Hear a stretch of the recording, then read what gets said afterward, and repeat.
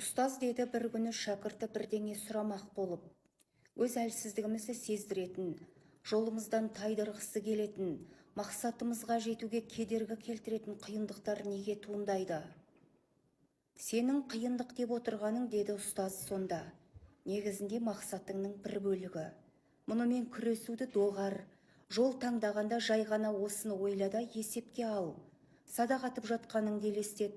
Жерге қалың тұман түскендіктен сен нысананы көрмейсің. Алайда сен тұманмен күресесің бе? Жоқ, сен жел соққанын күтесің. Тұман өздігінен тарап кетеді. Енді нысана көрінді дегенде жебеңді жел басқа жаққа ұшырып әкетеді. Сен желмен күресесің бе? Жоқ, сен оның бағытын анықтап садақты басқа бұрыштан атуға кірісесің. Садағың да қатты әрі ауыр, кейде садақтың адырнасын тартуға күшің жетпей жатады. Сондайда садақпен күресесің бе?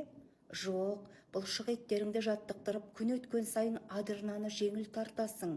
Бірақ желсіз, жайма шуақ күні де жеңіл әрі иілгіш садақты оңай тартатын адамдар бар ғой, деді шәкірті өкпелеп.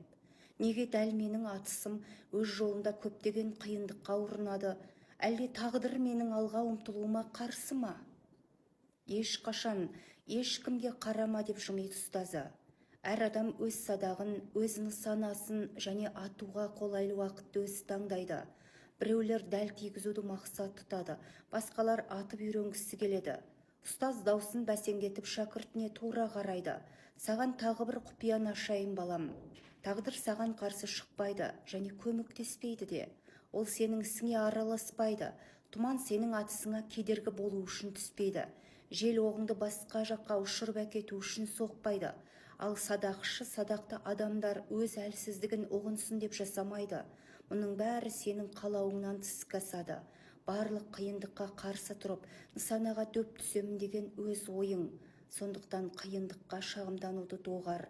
Немесе менмендікке салынбай, өз қолыңнан келетін мақсатты таңда деген екен.